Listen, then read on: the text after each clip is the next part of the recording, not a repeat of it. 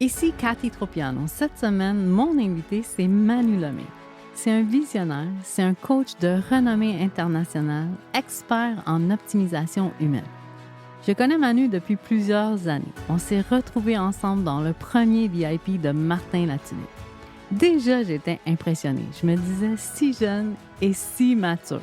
Vous allez voir, c'est quelqu'un qui est articulé, instruit, intelligent, pertinent, drôle et comme si c'était pas assez, beau bonhomme on top of that. Si vous trouvez que la vie lui sourit, c'est parce qu'il a choisi de la voir ainsi, car Dieu sait qu'il en a passé des épreuves. D'ailleurs, il a écrit un livre et son livre s'intitule « Le pouvoir de choisir ». Aujourd'hui, vous pouvez le retrouver à la barre du podcast Life Mastery Podcast en compagnie de Guillaume Bareil et les deux nous livrent du contenu d'une extrême valeur, surtout si vous êtes des entrepreneurs. Vous allez voir que la prise de parole en public et le storytelling font partie de son univers. Et aujourd'hui, j'ai le plaisir d'accueillir mon ami Manu Lemay dans mon univers. Bonjour et bienvenue au Showcase des conférenciers. Aujourd'hui, j'ai l'honneur, le privilège de recevoir mon bon ami Manu Lemay. Bienvenue! Bonjour! Très, très contente de te retrouver ici. Prise 2, parce qu'il t'a dû canceller. Oui, Il exactement. est arrivé un petit pépin. Tout à fait. Et donc, je suis très contente qu'aujourd'hui, tu as réussi à venir jusqu'à nous pour parler de prise de parole en public et de storytelling. Ah! Oui, je te l'apprends parce que toi, ça. toi, évidemment, tu m'as dit, Cathy, on y va avec le flow, c'est ça? Je pensais que tu voulais que je partage ma recette de pain aux bananes, mais bon, je vais essayer d'improviser. Tu peux partager ta recette de pain aux bananes. Je suis convaincue Pour qu'il y a rester jusqu'à la plein de fin. monde qui veulent entendre ta recette de pain aux bananes. Je commence le podcast en faisant un zoom-in sur l'enfance de mes invités. Fait que toi, quand tu étais en 3e, 4e année, comment était Manu Lemay? Est-ce que tu avais beaucoup d'amis? Est-ce que tu étais plutôt solitaire? Est-ce que tu étais timide? Parle-moi de Manu en 3e, 4e année. J'avais quand même une bonne vie sociale, si tu comptes les amis imaginaires. Sinon, c'était assez limité, je te dirais. J'étais plus un gars qui pratique son basketball, qui dribble dans le cours, qui shoot pendant la récré. Assez, en fait, très introverti même, qui se défend beaucoup avec l'humour. Fait que ça a toujours fait partie de ma vie, un genre de mécanisme de défense, d'acceptation sociale, essayer de faire rire pour être accepté. Mais tu sais, j'étais pas, j'ai jamais été un enfant populaire ou qui se tient avec les cools ou quelque chose comme ça. Puis j'ai même toujours eu une tendance à aller à contre-courant. Fait que si, par exemple, moi, j'aimais les Pokémon avant que ça devienne populaire, ben la journée où ça devient populaire puis tout le monde aime ça, on dirait que je perds l'intérêt. Tu perdais l'intérêt. Ouais, Est-ce que tu étais timide? vraiment. Introverti? Vraiment, et Ben, encore à parle ce de jour. ça, là. Ben, pour moi, c'était très difficile d'établir des contacts parce qu'avec l'enfance difficile que j'ai eue, mon père violent, puis Oui. tout ça, ben, de base, j'ai commencé ma vie en ayant peur des autres parce que je me disais, il y a des chances qu'il soit comme mon père. Fait que c'est sûr que ça m'a pas donné des réflexes d'aller vers les gens, de me présenter. Tu sais, moi, si on me parle pas, je parle pas, là. Est-ce que tu as déménagé beaucoup? J'ai déménagé à peu près une trentaine de fois dans ma Oui, vie. je pense que ça aussi, ça l'a pas aidé à faire des amis ou Non, à c'est faire... sûr. Puis aujourd'hui, absolument personne dans ma vie qui est un ami d'enfance ou quelque chose comme ça, parce que justement, avec tous les déménagements, c'est toujours de la réadaptation. Tu changes d'école, tu changes de milieu, tu changes d'environnement. Puis d'une école à l'autre, tu sais, c'est pas... tu peux être bon au ballon chasseur dans une école, puis ça te fait avoir des amis. Puis dans l'autre école, ben, c'est d'être bon dans tes matières scolaires qui te fait avoir des amis. Fait que, tu sais, c'est toujours à recommencer. Puis toi, quand les professeurs ils parlaient que la semaine prochaine, on va avoir un exposé oral, comment tu réagissais? Je te dirais, j'ai jamais vraiment appréhendé positivement les exposés oraux. Tu sais, j'ai jamais eu hâte. Tu sais, j'ai jamais été quelqu'un qui voulait attirer l'attention. Justement, c'était tout le contraire. J'essayais d'être le plus dans ma bulle possible. Je pense que ce qui m'intéressait des exposés oraux, c'était le fait d'avoir l'occasion d'approfondir un sujet puis d'en faire bénéficier les autres. Fait que, tu sais, si j'apprends... justement, j'avais fait un exposé oral sur la Thaïlande. Puis, quelle ironie, tu sais, j'y suis allé plusieurs années plus tard. Mais d'apprendre, moi, je trouvais ça fascinant, tu sais, d'apprendre sur les coutumes, l'alimentation, tout ça. Puis de voir que je peux retransmettre ça à des gens qui n'ont aucune idée comment ça se passe là-bas. Mais c'est la partie que je trouvais le fun. Mais sinon, parler en public, là, oublie ça, c'était pas quelque chose qui m'intéressait. Puis c'était pas une force naturelle non plus. Pas du tout, parce que ma plus grande faiblesse à l'époque, c'était justement pratiquement ma voix et ma façon de m'exprimer. J'articulais pas. Je parlais extrêmement vite. Et 80% du temps, quand je parlais, les gens me faisaient répéter au moins 1, 2 à 3 fois. Là. Et donc, on sent là, qu'il y avait une extrême nervosité. Mhm. puis tu arrivais quand même à passer au travers, ou qu'est-ce qui faisait en sorte que...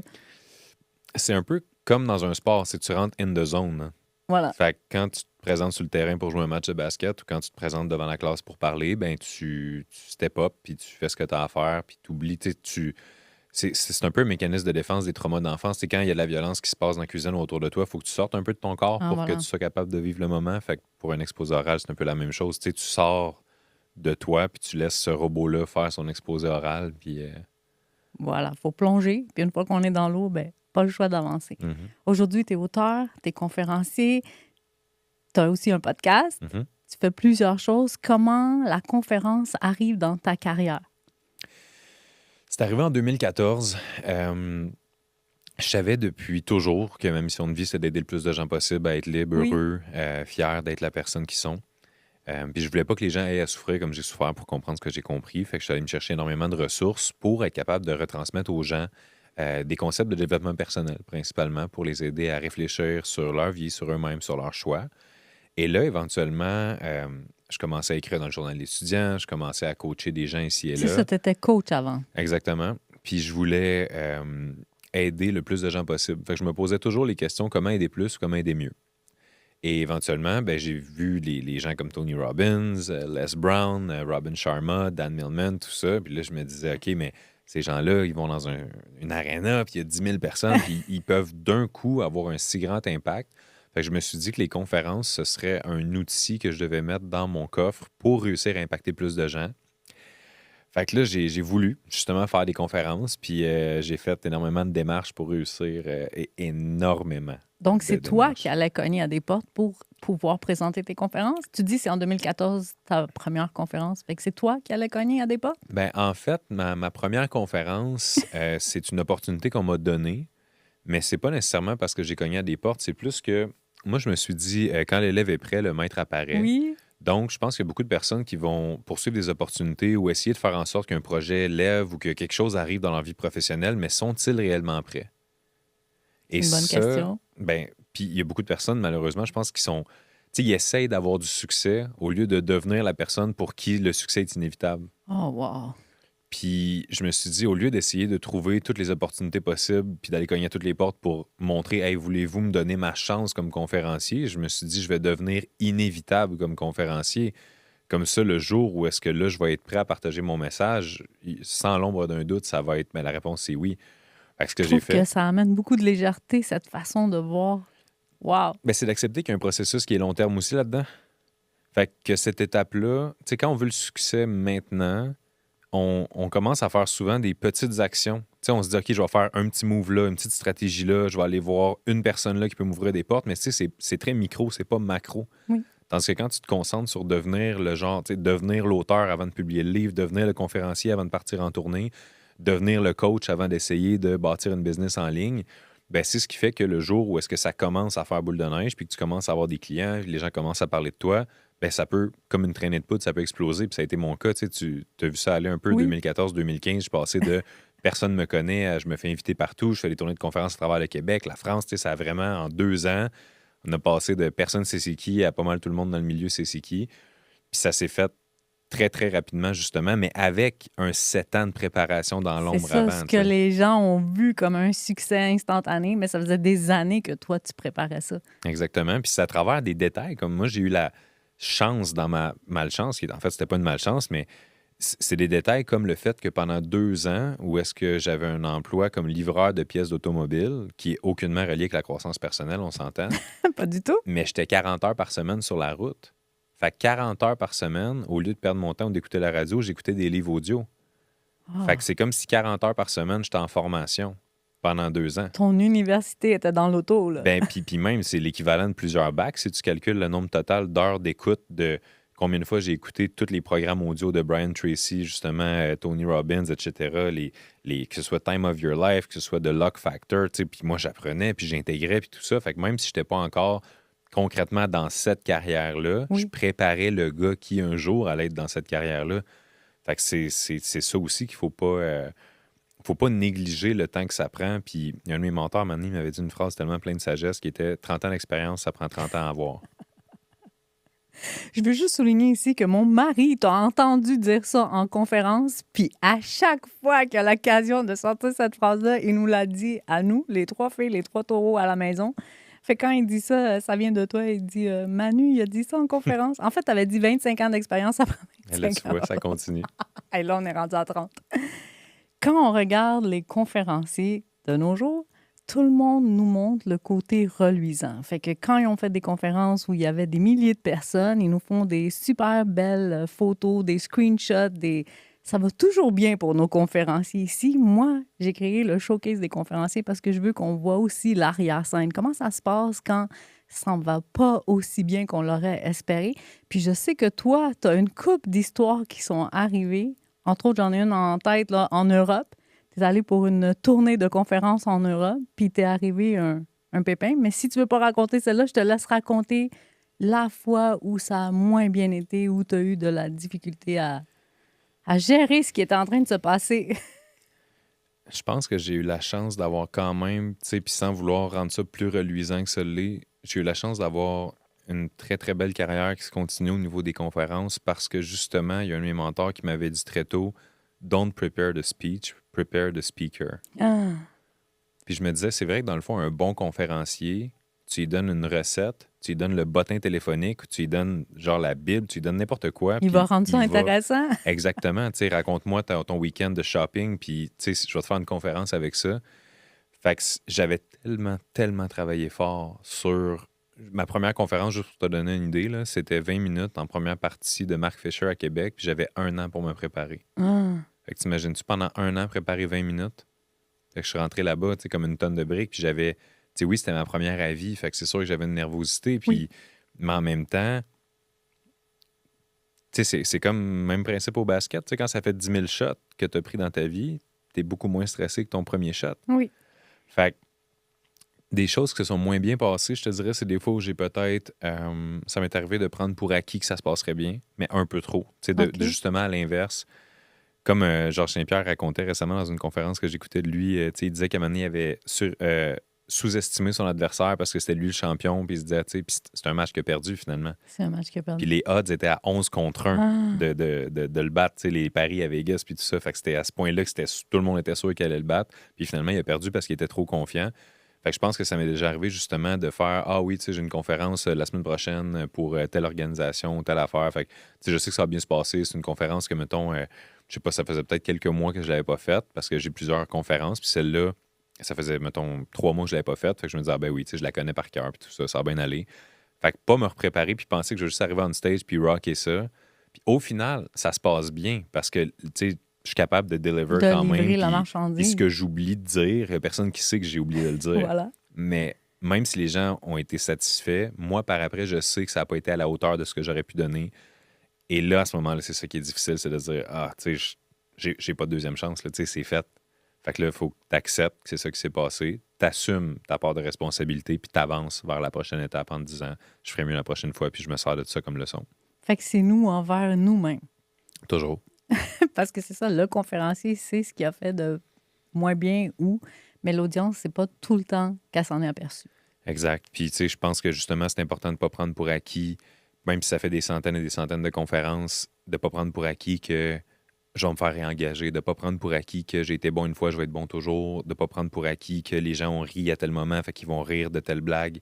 C'est vraiment de se connecter au moment présent, puis de, tu sais, d'y aller avec une intention qui est claire, avec une énergie aussi qui est on top. C'est Ouais. pour ça, tu sais, que la santé physique, je trouve que c'est extrêmement important, puis quelqu'un qui ne prend pas soin de soi ne peut pas prendre soin des autres. Fait que, tu sais, il y a beaucoup d'éléments. Ça, c'est quelque chose qui est négligé aussi, que les gens pensent pas. Ils pensent pas qu'il y a une corrélation, et pourtant, la corrélation, elle est directe. Là. C'est le You can't cheat a body. Comme tu peux faire semblant que tu as du succès, tu peux faire semblant que tu es bon, tu peux faire semblant que tu as de l'argent dans ton compte. Il y a beaucoup de choses qui se fake dans la vie. Quand tu rentres quelque part, ton corps, c'est un message. Wow. J'entends qu'il y a beaucoup, beaucoup de préparation quand tu présentes des conférences. Dis-moi, est-ce que tu as eu à dealer avec le syndrome de l'imposteur? Est-ce que toi, c'est quelque chose qui t'a challengé? Non. Parle-moi de ça. Puis je le sais que là, tu sais, justement, on veut aller dans le croustillant, on veut aller dans le dark side, puis comme... On veut l'arrière-scène. Mais c'est que ce qui est intéressant dans le syndrome de l'imposteur, c'est que Je pense que c'est possible, surtout de se sentir imposteur quand tu entres dans quelque chose dans lequel tu n'es pas certain que tu as les compétences ou les connaissances ou l'expérience pour livrer la marchandise. Fait que le syndrome de l'imposteur est un peu en lien avec la confiance qu'on a. Oui. Confiance en soi, confiance en ses capacités. Oui. Donc, je crois que quand il y a des gens qui essayent de percer un domaine ou un marché ou une industrie en mode fake it till you make it, Oui. c'est sûr qu'il peut y avoir beaucoup de syndrome de l'imposteur parce que t'es peut-être un peu un imposteur. Fait que tu sais, c'est plus un syndrome rendu là, c'est juste comme assume que t'es pas rendu là. Puis ce qui m'a aidé énormément à Oui. ne pas vraiment le ressentir en cours de route, c'est que je n'ai jamais eu la prétention d'être capable d'aider des gens que je ne sentais pas que j'étais capable d'aider. Fait que, tu sais, si par exemple, je commence à jouer au basket, j'ai 6 ans. Fait que quand j'arrive à 12 ans, 14 ans, ça fait déjà 8 ans que je fais ce sport-là. Est-ce qu'à 14 ans, je suis le meilleur joueur de basket? Non. Est-ce que je peux jouer dans l'NBA? Non. Mais est-ce qu'à 14 ans, avec 8 ans d'expérience, je suis apte à peut-être coacher des 6e années qui, eux, commencent à peine à jouer au basketball? Oui, je peux les aider. Fait que même si je ne suis pas encore le meilleur ou au top, je ne suis pas un imposteur parce que je vais aider des gens qui ne sont pas nécessairement rendus à la même place que moi sur le chemin de la compétence par rapport à quelque chose de très spécifique. Donc, si tu me dis, OK, Manu, as-tu le syndrome de l'imposteur par rapport à ton coaching? Absolument pas. Si tu me dis, demain, Manu, il y a Tony Robbins qui rentre dans ton bureau, il a besoin de ton aide, puis tu vas le coacher, je vais ressentir le syndrome de l'imposteur parce que je vais me demander, avec son expérience, avec toutes les ressources auxquelles il a accès, qu'est-ce que je peux vraiment faire de plus?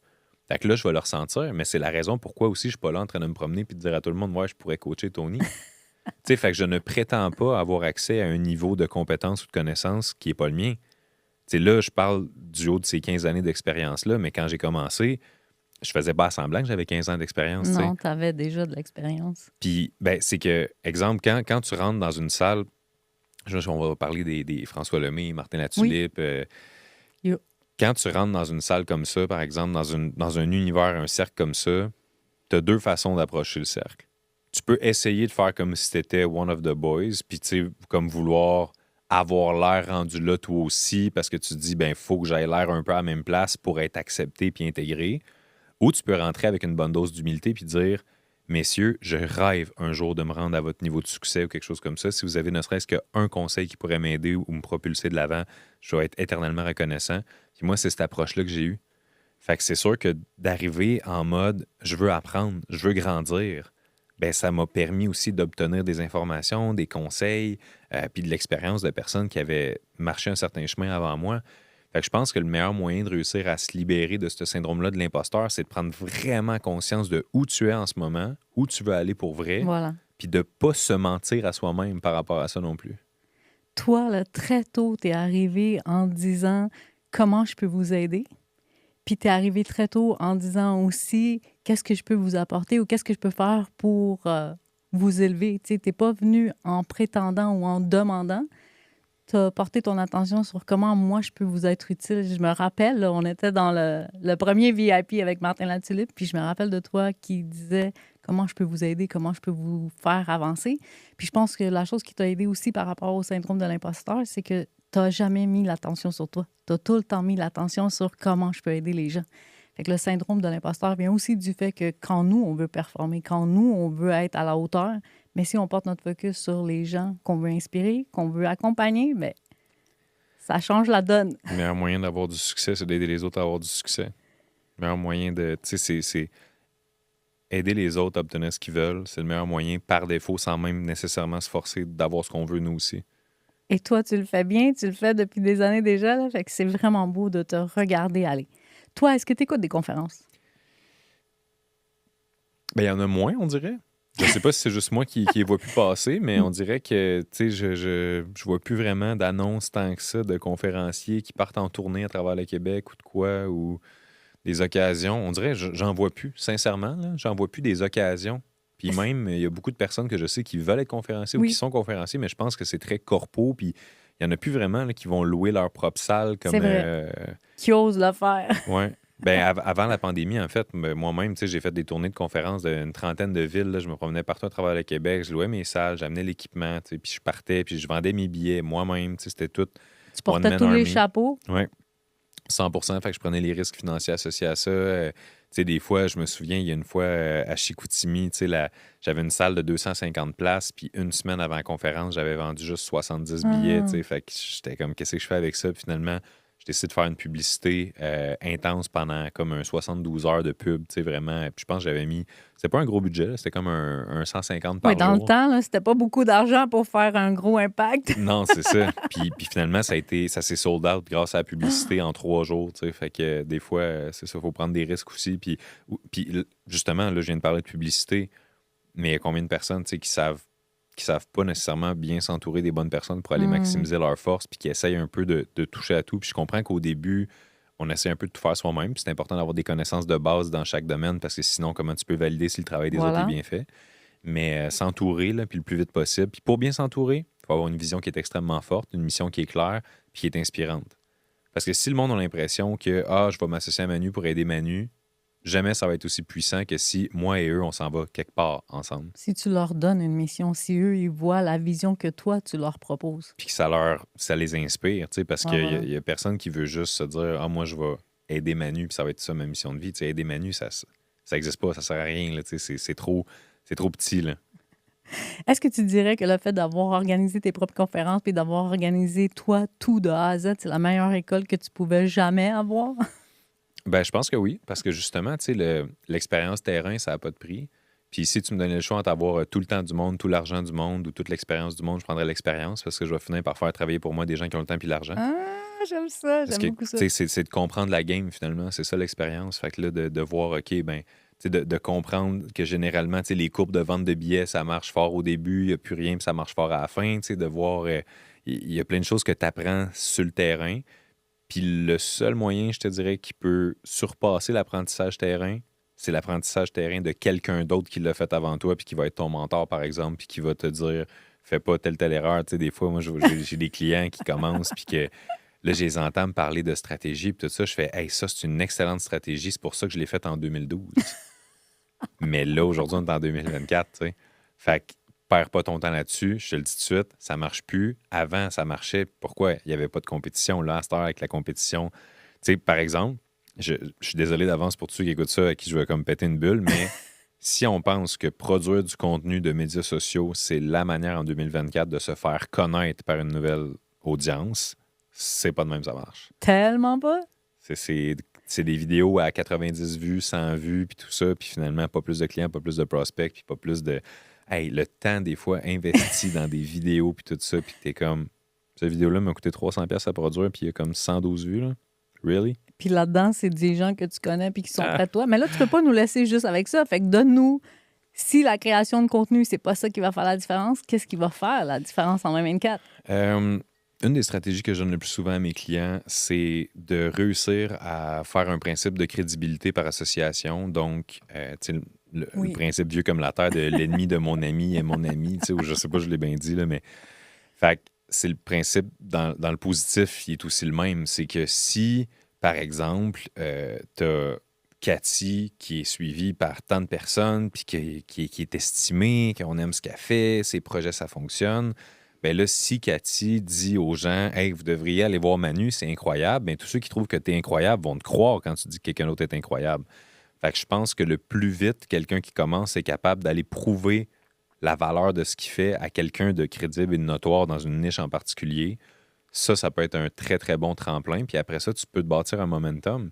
Puis tu sais, c'est beaucoup plus facile de se faire inviter sur un podcast quand ça fait déjà 80 podcasts que tu as fait à ton actif Et voilà. que quand c'est ton premier, puis personne ne sait encore t'es qui, puis tout ça. Fait que plus vite tu peux bâtir ces relations-là qui sont clés, plus vite ça peut te servir de tremplin, puis après ça, tu bâtis un momentum avec ça. C'est un excellent accélérateur. J'adore. Ici, on parle aussi de storytelling. J'aimerais ça savoir s'il y a une histoire que tu as entendue quand tu étais petit, soit de ta maman, d'un grand-parent ou d'un professeur, qui te suit encore. Tu sais, cette petite histoire-là que tu dis encore aujourd'hui, ça a un impact dans ma vie. Il y a ma mère qui m'a dit ne juge pas ta journée aux récoltes du soir, mais aux graines que tu auras semées. Et ça me suit encore parce que souvent, en affaires, on travaille, on récolte pas. Et on travaille. Ça m'a pris 7 ans avant d'être rentable dans mon entreprise, avant de créer mon overnight success de liberté financière et de tout ce qui est venu après. Mais tu sais, ça a été tellement, tellement de travail dans l'ombre. Fait que je pense que c'est important que les gens réalisent que pour certaines personnes, ça va prendre 2 ans, pour Oui. d'autres 7, pour d'autres 5, pour d'autres 10. Mais si tu sais pourquoi tu fais ça, puis tu sais, je pense que il y a un processus naturel de sélection, tu sais, une sélection naturelle qui se fait là-dedans dans le sens où, tu sais, si quelqu'un se lance dans un domaine comme les conférences parce qu'il espère faire de l'argent sans travailler fort, parce qu'il se dit, wow, tu rentres sur scène, tu parles 1 heure, tu fais 5000, tu t'en vas chez vous, tu écoutes la TV. Ouais, mais qu'est-ce qui t'a amené à avoir une crédibilité puis une valeur puis à être comme, à ce que ta compétence vale justement ces genres de montants-là? Il y a des milliers d'heures dans l'ombre, il y a tout le travail qui est fait sous la surface que les gens ne voient pas. Puis en même temps, c'est eux qui vont abandonner. Tu sais, fait que tant mieux dans un sens parce que tu sais, je pense que comme dans tous les domaines, il y a des gens qui sont excellents. Oui. Il y a des gens qui commencent et qui ne sont pas encore excellents, mais qui ont tout ce qu'il faut. Puis un jour, ils vont être excellents et c'est correct aussi. Mais il y a des gens qui font ça pour les mauvaises raisons. Oui. Puis je pense que c'est correct que ce soit difficile parce que ça permet justement à certaines personnes de peut-être de se poser bonnes questions sur tu sais, de base, pourquoi je fais ça? Parce que tu vois, pourquoi en 7 ans, pas de succès, 7 ans, pas d'argent, 7 ans à pas réussir, finalement, pourquoi je continuais? Parce que je faisais pas ça pour l'argent. Ça n'a jamais été une question d'argent. C'est ça que je voulais dire aujourd'hui. Il y en a beaucoup qui veulent monétiser, puis ils veulent monétiser rapidement, mais ils n'ont pas vu tout ce qu'on a fait de gratuit. Toi, tu en as fait du gratuit, puis tu vois, 7 ans, on n'avait pas l'impression que tu faisais pas d'argent en passant parce que tu étais connu, reconnu. Ben, en mais fait, les ça, gens c'était ne avant comprenaient pas que probablement tu n'avais pas le succès que tu as aujourd'hui. Ben, en fait, moi, c'est vraiment à partir de 2015 que 2015? ça l'a explosé. Là. Fait qu'on s'est connus, tout ça, ça allait déjà bien. C'est vraiment les années d'avant, là, à partir de 2008, là, les années à lire des centaines de livres. Mais t'es pas payé pour lire des livres, tu sais. T'es pas payé pour suivre des Non. formations. T'es pas payé pour regarder des vidéos YouTube de Tony Robbins. Tu sais, pendant ce temps-là, c'est juste t'intègres. Aujourd'hui, quand toi, tu veux être inspiré, tu fais quoi? Est-ce que c'est encore les podcasts? Est-ce que tu vas chercher un livre? Est-ce qu'il y a quelqu'un que tu suis en anglais, en français? Quelqu'un qui t'inspire? J'espère que vous appréciez cet épisode qui est rempli de pépites. Si vous trouvez que ça vous fait réfléchir, que ça vous fait vivre des émotions, que ça vous fait rire, que c'est différent que ce qui est présenté ailleurs, je vous invite à me laisser un petit review, un commentaire positif. Puis si vous avez envie de me faire un like et un partage, je vous dis que ça peut avoir un grand impact. Il doit en avoir plusieurs, mais mettons... Oui, je me fais coacher beaucoup parce que je te dirais que à ce stade-ci dans ma business, je considère avoir les compétences et stratégies requises pour être capable de continuer à faire une belle croissance, mais je dois m'entourer de personnes qui remettent en question mes décisions. C'est pour ça que j'ai un coach pour le côté relationnel, j'ai un coach pour le côté corporel, j'ai un coach pour le côté mindset, puis j'ai un coach pour le côté business. Puis c'est mes 4 piliers de vie, puis je me fais challenger constamment là-dessus. Fait que je pense que c'est extrêmement puissant, justement, de... Tu sais, tu viens pour prendre une décision d'affaires, puis tu trouves que c'est une bonne idée. Mais ton coach te challenge parce que il veut savoir pourquoi tu acceptes une bonne idée au lieu d'attendre l'excellente idée, tu sais. Parce que la bonne idée, elle va te demander des ressources, temps, argent, effort, Oui. staff. Fait que si t'es pour avoir une bonne... Tu sais, il y a justement un gars récemment qui me dit... Manu, je pense que je devrais écrire un livre, puis nanana. Puis là, j'ai dit, OK, mais pourquoi? Il dit, un livre, c'est parce que c'est un super bel outil marketing. Oui. Puis je dis, OK, est-ce qu'il y en a d'autres des beaux outils marketing? Ben ouais. OK, est-ce qu'il y en a d'autres qui prennent moins de temps qu'un livre? Qui coûtent moins cher, qui demandent moins de temps. Exact. Fait que là, il est comme, ben oui. Je dis, OK, fait que dans le fond, un livre, c'est une mauvaise idée. Ouais, mais ça pourrait m'apporter la crédibilité. Y a-tu d'autres choses qui peut t'apporter de la crédibilité? Comme la crédibilité par association, Oui. tu sais. Ouais, c'est sûr. OK, puis ton livre, est-ce que c'est parce qu'il existe que les gens le voient? Non. Puis, tu sais, Dieu sait à quel point c'est dur. il y a Aujourd'hui, 800 livres qui sortent par semaine au Québec. Voilà. C'est 800 par semaine. Genre, le monde ne réalise pas à quel point Dans il y en a le beaucoup, mois, là. sont déjà passés date. Exactement. Fait y a-tu d'autres moyens d'avoir une plus grande visibilité que ce livre-là? Puis la réponse est toujours oui. Fait que, tu sais, c'est un peu ça que je fais avec mes clients, mais c'est un peu ça que mes coachs font avec moi aussi. Comme, ils me demandent comment tu peux optimiser, comment tu peux passer de la bonne idée et la rendre excellente. Puis si tu n'as pas moyen de la rendre excellente, ben c'est peut-être que tu as besoin, au lieu de faire l'idée, de l'espace requis, puis juste d'attendre, continuer à faire ce que tu sais faire puis que tu fais bien. Puis il y a d'autres choses qui vont se présenter. Mais c'est important de se garder de l'espace. J'aime ça que tu as la vision de pas juste avoir un coach. que tu en as plusieurs dans chaque département de ta vie. Comment ça fait longtemps que tu fais Mhm. ça ou comment tu as fait ça? Ben, c'est de base, justement, tu sais, je pense que dans un cheminement normal, au début, tu fais beaucoup des formations, tu sais, puis toutes les Combien on formations. en a fait Non, c'est ça. Combien on en a acheté pour pas commencer? Ça aussi. qu'on n'a Hein? pas regardé? Ouais, c'est ça, le petit login, là, il est dans la boîte de réception, Je sais pas de formation. quoi tu Faut parles. juste. Je sais pas de quoi tu parles. Fait que, fait que oui, au début, c'est des formations parce qu'au début, on a l'impression qu'il. Puis c'est pas juste une impression souvent, mais c'est qu'il nous manque de connaissances, il nous manque de compétences, il nous manque de stratégie.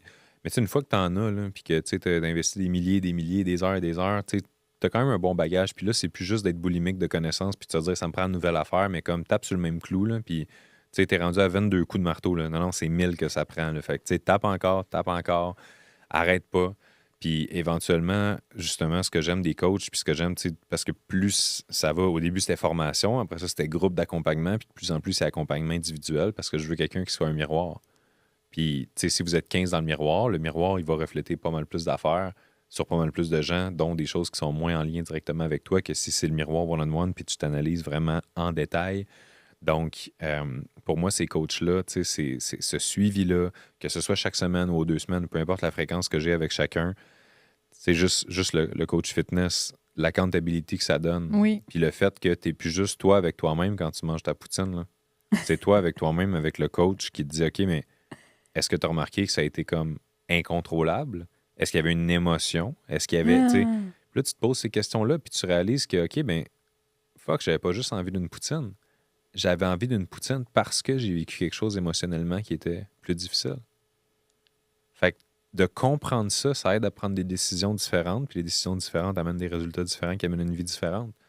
Mais ça prend des gens pour nous aider à réfléchir là-dessus. Puis des fois, dans notre environnement immédiat, amis, famille, c'est pas vrai que les gens ont. Ils peuvent avoir l'écoute requise, Oui. mais la qualité des questions fait la qualité d'un coach, selon moi.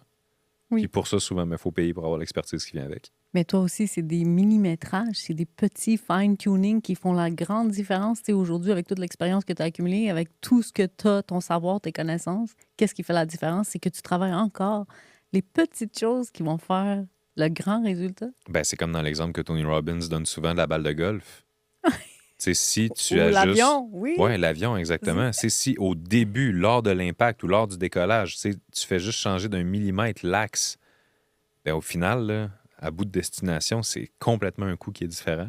Ça n'arrive pas du tout à la même place, ni l'avion, ni la balle de golf. Exactement. Fait que c'est d'où l'importance de justement, dès le début, aller vérifier ces petits millimètres-là. Mais en même temps, je dirais quelqu'un qui commence, le meilleur conseil, c'est faites n'importe quoi, mais faites quoi? Bâtis de l'expérience. Ah, c'est bon. Ouais.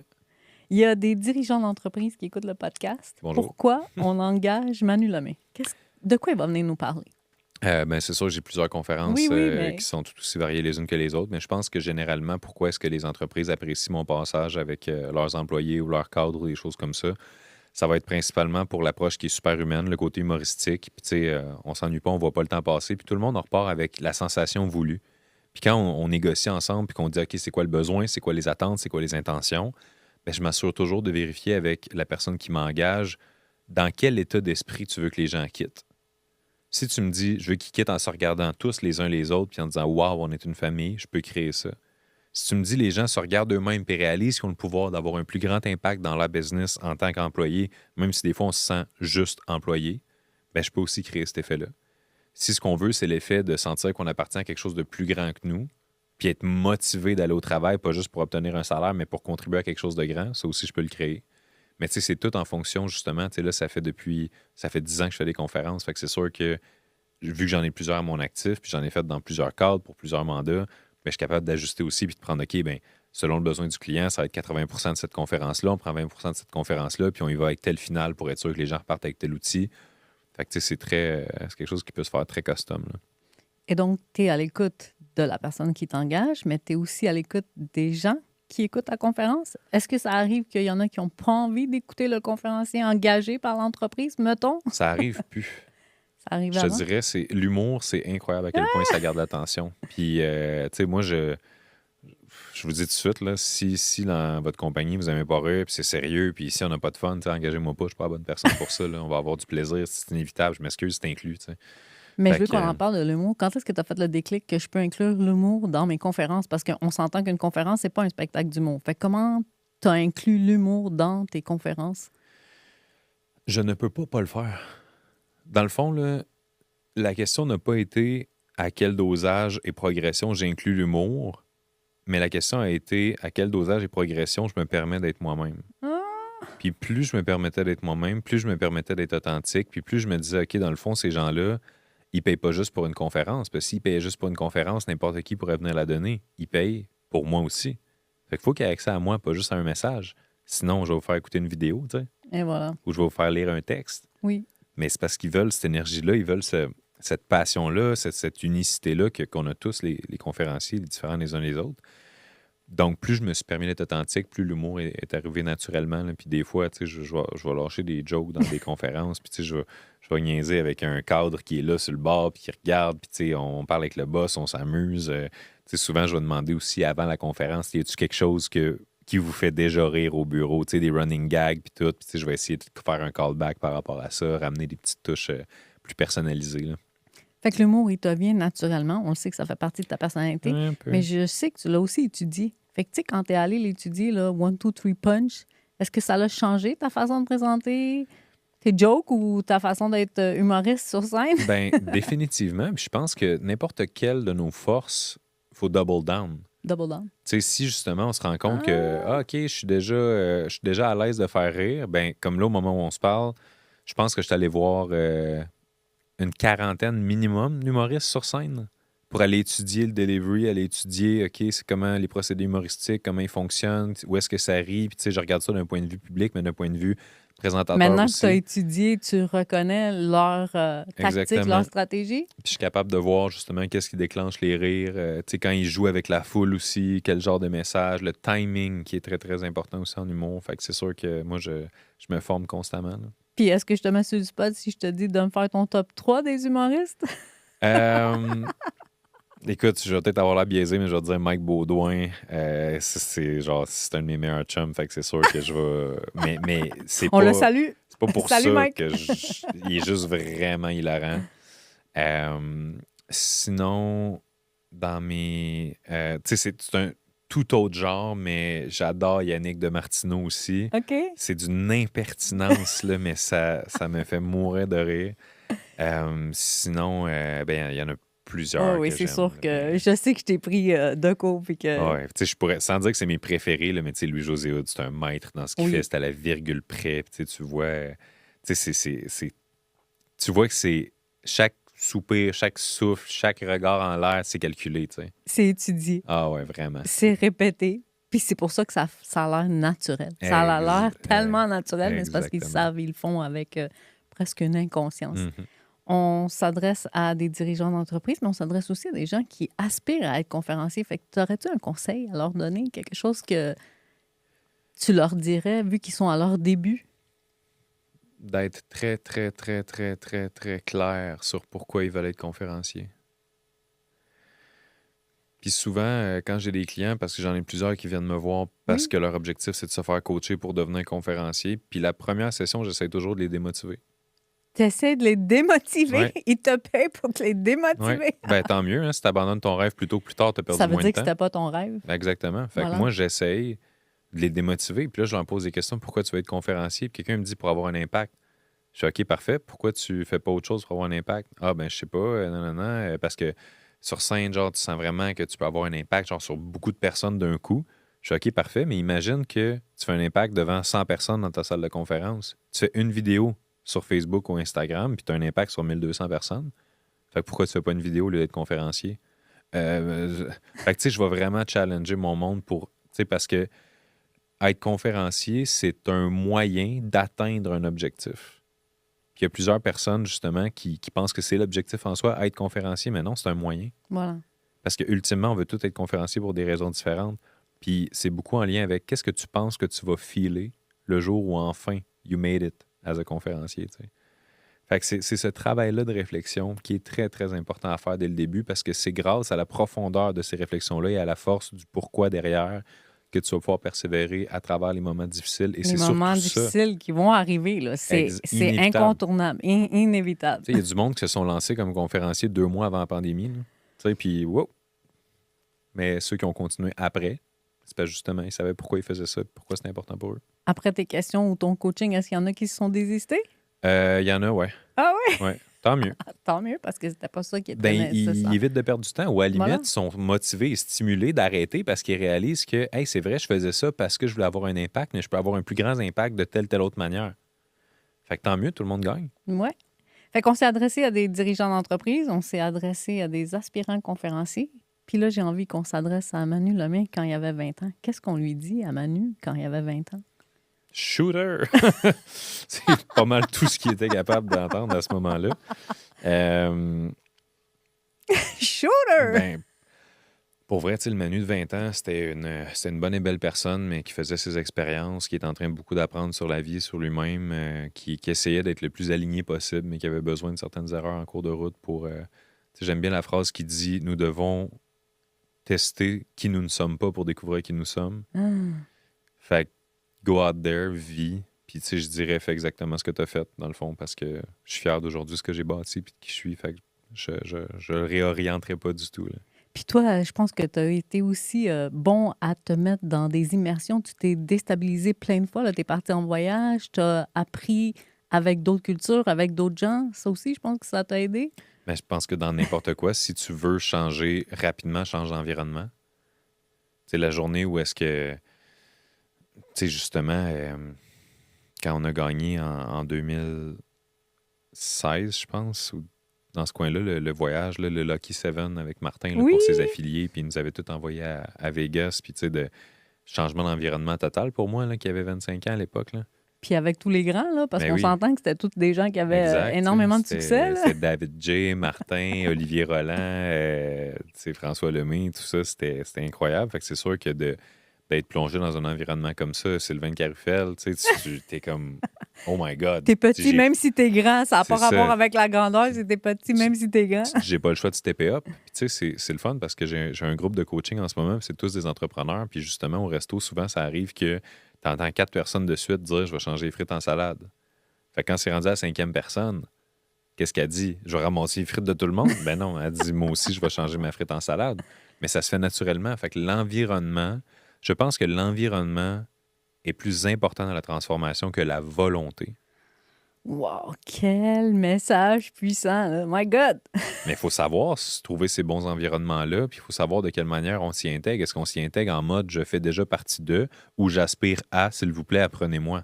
D'où l'humilité qu'on parlait plus tôt. Mais c'est déstabilisant. Est-ce que tu avoues que c'est déstabilisant? Ben oui, puis il faut. C'est comme ça qu'on grandit. Ce C'est- qui c'est- ne te challenge pas ne te changera pas. C'est ça. C'est simple, mais c'est pas facile. Exact. Puis c'est ça qui est le fun. Tu sais, moi, j'adore entendre la statistique que 95% des business fail en dedans de 5 ans. J'adore entendre ça. Je suis comme parfait. Tant mieux. Tu sais, tant mieux pour OK, 50% des couples à cette heure divorcent ou it's OK. Genre, tu sais, moi, j'ai jamais eu peur de l'adversité ou de faire quelque chose en me disant il y a beaucoup de chances que ça marche pas. Parce que je me dis, comme plus grand est ton défi, ton challenge, plus grande est l'opportunité de croissance. Fait que comme j'aime mieux faire une erreur ou un échec avec toute la force de mon être et de mon âme que de rester sur place en me demandant qu'est-ce qui aurait pu se passer si j'avais osé, tu sais. C'est des paroles sages, là. T'as combien de vies, Manu, là? Je pense que c'est selon mes calculs, je sais pas. Faudrait que je dise. J'ai oublié de demander à l'éclipse. T'as oublié de demander à l'éclipse. Tu sais, tu nous as partagé ces histoires-là avec beaucoup d'authenticité, avec beaucoup de vulnérabilité. On arrive déjà à la fin du podcast, peux-tu croire? Je suis pas d'accord. Ben, on peut continuer si tu veux. En fait, ce que je fais avec mes invités, c'est que j'aime que les invités révèlent quelque chose qui nous surprendrait de toi. Fait qu'est-ce qu'on ne sait pas de toi qui ferait en sorte qu'on se dit « Oh ouais, Manu, il fait ça! » ou « Manu, c'est ça qui... Ah. » Fait que révèle-nous un secret, là. Lune en lion, ascendant poisson. I swear. Mais moi, je veux les détails de ça. Ok. Qu'est-ce que ça veut dire? Rien. C'est ça, c'est ça qui est le fun. OK, des détails surprenants. Quelque chose que les gens ne s'attendent pas de toi, là. Que la plus belle chose chez quelqu'un d'autre, selon moi, est le self-awareness. Être conscient de qui on est. Ouais, c'est comme mon critère d'évaluation de à quel point j'ai envie de bâtir une relation amicale, professionnelle avec quelqu'un, c'est à quel point tu te connais et ça paraît. Fait que les paroles, c'est beau, mais mettons dans le concret, comment tu fais ça? Mettons, je te challenge un peu. Ben, à force de côtoyer des individus, tu sais, de par mon travail, par milliers, là, dans les Oui. dernières années, j'ai fini par développer, je pense, un bon instinct pour identifier à travers les mots des gens, à travers le choix de qu'est-ce qu'ils disent, comment ils traitent les autres. Tu sais, des fois, je sais pas, tu sais, c'est. Moi, je suis le genre de gars qui ose dire les affaires comme si on était à un souper au restaurant puis on est peut-être 12 puis quelqu'un commence à parler de quelqu'un qui est pas là. Je vais le couper, je vais dire pourquoi on parle de quelqu'un qui est pas là déjà? Tu comprends? Tu sais, si, ah ouais, t'as-tu entendu parler qu'un tel, ça va pas Que bien ce ses soit en affaires? bien ou en mal, peu importe. Ben, surtout en mal, en Oui, fait, c'est parce ça. que, mais tu sais, que justement, c'est plus dans le jugement ou de la médisance. Tu sais, je me demande toujours pourquoi on parle. Ben, en fait, même ça, là, puis OK, tu veux aller dans le Oui, je veux le croustillant. crunchy, là. Je me considère comme quelqu'un d'assez comme sévère ou intransigeant, ou je sais pas c'est quoi le mot exact pour définir ça, mais tu sais, des fois, je vais être comme impatient ou, tu sais, j'aime pas le niaisage dans la vie, j'aime pas tu sais, tout ce qui sonne comme une gang du secondaire qui juge ou qui.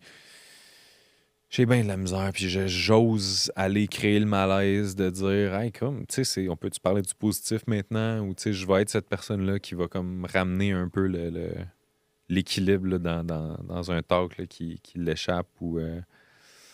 Mais tu sais, mettons, à un moment donné, je faisais un hiking en montagne avec une de mes bonnes amies, puis après une dizaine de minutes de montée, je disais, hey, c'est incroyable la quantité de chialage. Tu lui as dit Hey, ça? direct de même. Puis tu vois, depuis ce jour-là, elle m'a dit, tu m'as fait réaliser quelque chose parce qu'après ça, j'arrêtais pas de penser à ça. J'étais comme, mon Dieu, je suis en train de chialer, mais elle avait jamais pris conscience avant parce que personne n'y avait dit, tu chiales non bien. Ah, Puis là, elle considère, elle me l'a dit plus tard, des mois plus tard, ça a changé sa vie parce que à cette heure, elle se rend compte de comment elle était, puis de son mindset, puis tout ça. Puis là, à cette heure, elle fait plus attention. Puis faire attention, ça veut pas dire, tu sais, se dénaturer ou de quoi. Ça veut dire prendre conscience de quelque chose, puis vouloir l'adresser justement avec des actions concrètes, puis s'améliorer comme personne. ben je suis très, très contente de ta révélation. Tu sais, Manu qui a l'air toute cool, qui a l'air joke cool, qui est tout le temps en train de faire des humours, des jokes. Ben, il est sévère. Puis il vous remet à votre place. Pas de niaisage. Pas de niaisage. Puis mes Puis clients, vous là, arrêtez de parler dans le dos des gens. mes clients sont mieux d'être. Tu sais, avec ce que j'ai traversé dans ma vie, j'ai beaucoup de compassion Oui. et j'ai beaucoup de bienveillance envers les gens qui passent à travers des moments difficiles, qui doutent d'eux-mêmes ou qui ont des struggles personnels, professionnels. Ceci dit, je n'ai aucune tolérance envers le mindset de victime. Parce que tu peux passer à travers l'enfer, être enterré, avoir rien en ce moment, mais comment tu parles de toi et de tes possibilités, c'est l'étape numéro 1 qui va déterminer à quel point tu vas t'en sortir de façon grandiose ou pas, et rapidement ou pas. Et ça, c'est une question de choix, ce mindset-là. Mais toi, est-ce que tu dirais que tu as été victime une partie de ta vie ou Jusqu'à l'âge de 17 ans. c'est des choses que tu t'es répétées? Jusqu'à l'âge de 17 ans, j'avais l'impression que c'était pas juste, j'avais l'impression que j'avais pas le choix, j'avais l'impression que c'était de la faute des autres, j'avais l'impression que c'était de la faute de mon père, de la société, du fait qu'on était pauvre, qu'on n'avait pas de maison, qu'on avait nulle part où vivre, qu'on était juste, on avait pigé le mauvais ticket à la loterie de la vie. Et quand j'ai réalisé, parce qu'à 17 ans, tout a changé pour moi pour plusieurs raisons dont on se parlera au prochain épisode, mais j'ai entre autres réalisé grâce à une phrase de Tony Robbins qui est « Si tu veux blâmer les autres, les événements, Dieu ou la vie pour ce qui t'arrive de mal, tu dois aussi commencer à donner le crédit à Dieu, aux autres, aux événements ou à la vie pour ce qui t'arrive de bien. Tu peux pas juste choisir que wow, ça c'est beau, c'est le fun parce que je suis bon, puis ça c'est de la merde, c'est poche, tout ça, parce que les autres, parce que si, parce que ça. C'est soit tu prends ta responsabilité, soit tu n'apprends pas. Soit c'est tout de ta faute, soit c'est pas tout de ta faute. Et ça m'a changé profondément. C'est sûr que cette façon de penser, ça transforme une vie. Mm. Wow. Je t'ai toujours trouvé inspirant. Je te l'ai jamais caché, je te l'ai toujours dit. Puis aujourd'hui, ben, ça a été un vrai honneur de te recevoir. Je te trouve grand. Puis ça n'a pas rapport avec ta grandeur. C'est je te trouve grandiose depuis un bon moment déjà. Et c'est magnifique de te regarder aller. Merci d'être passé au showcase des conférenciers. Merci beaucoup de m'avoir reçu aujourd'hui, Cathy. C'était un plaisir. Merci. Si jamais vous avez apprécié l'épisode d'aujourd'hui, vous voulez en savoir plus sur mes produits, services, ma compagnie ou ce que je peux peut-être faire pour vous aider, ça va me faire plaisir. Vous pouvez me rejoindre directement au manu@manulemire.com ou via mes différents réseaux sociaux, Instagram, Facebook, TikTok, YouTube, etc. au Man Lemire. Merci d'avoir été à l'écoute du podcast Le Showcase des conférenciers. Si vous sentez que vous aussi, vous avez un message à partager, si vous sentez que vous aussi, vous voulez impacter les gens, si ce n'est pas encore fait, je vous invite à vous abonner et à me suivre sur les réseaux sociaux, à m'envoyer un DM avec le mot ovation et vous allez voir que c'est votre accès le plus direct à une scène, votre accès le plus direct à une standing ovation. Et moi, en attendant, je vous donne rendez-vous sur le prochain épisode de podcast, l'endroit où chaque histoire résonne fort dans l'univers. Et je vous dis à presto!